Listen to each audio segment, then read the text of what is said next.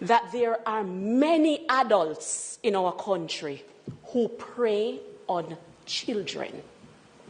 Children in Jamaica, our communities, who live in horror. Children whom, if walls could talk, many of us would cry tears of blood hearing the stories. Mr. Speaker,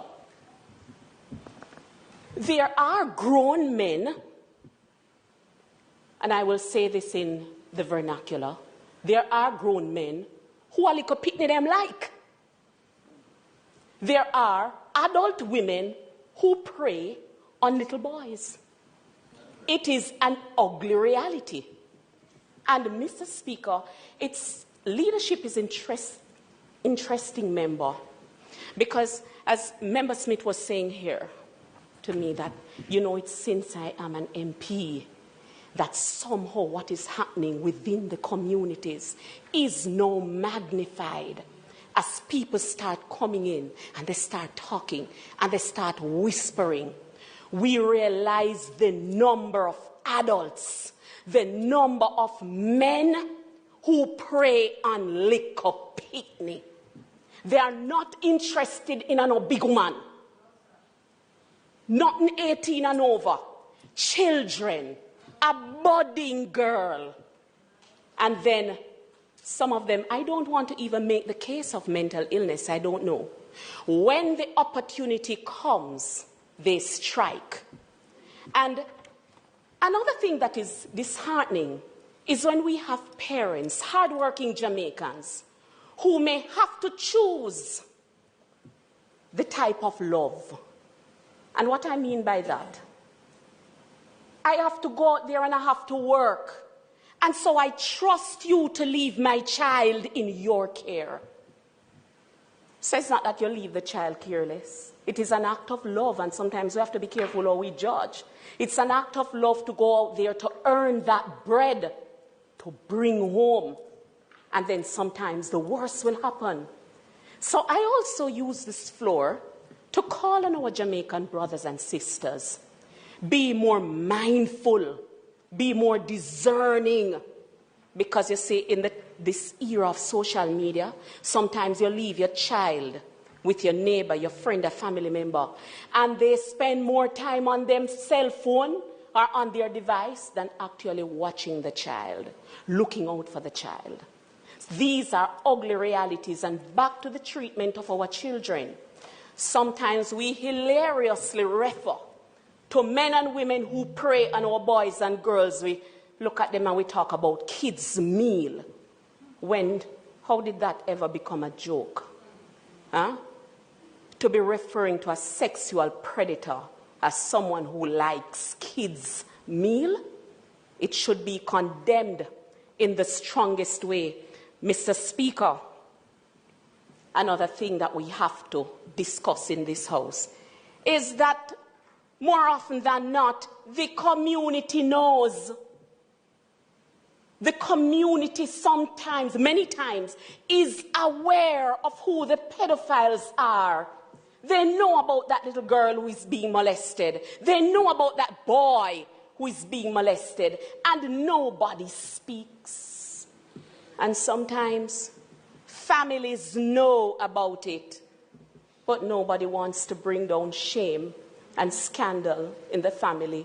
And so husbands are protected, uncles are protected, sons are protected, sisters are protected. Are we ready to have those uncomfortable conversations?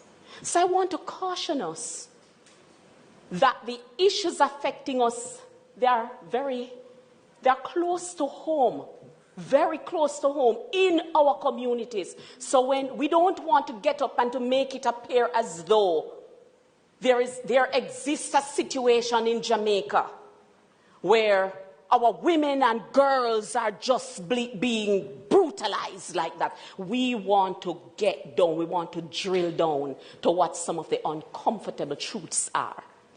Now, as it regards to the incident with the nurse, I want to thank the persons or whomever it was who captured that video. Because many times, we say, before you dare and you try to help, you dare videoing. Sometimes persons are in a situation where they can't help.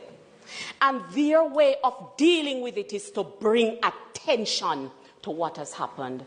And we thank whomever it was who produced that video. Mr. Speaker, we face here the culture of abuse, spousal abuse, battered women, battered men, from all walks of life. From all walks of life.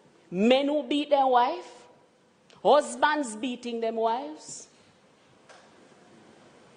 And it is unfortunate that a former member of parliament, right in here, it tells us that it touches every aspect of life. There are no barriers. And when we think about matters that are before the court, persons being charged for murder, former parliamentarian, it's really a humbling call that nobody here has the right to be pointing finger. No, it's not the time to make for political one-upmanship right across the aisle. These are issues that we have to deal with. A former parliamentarian, former MP, charged, charged for murder.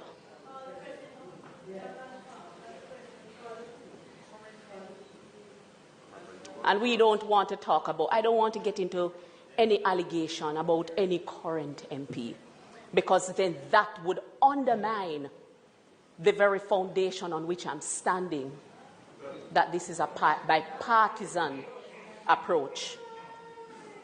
But if I should call it, as you have mentioned, a former MP who represented the People's National Party, charged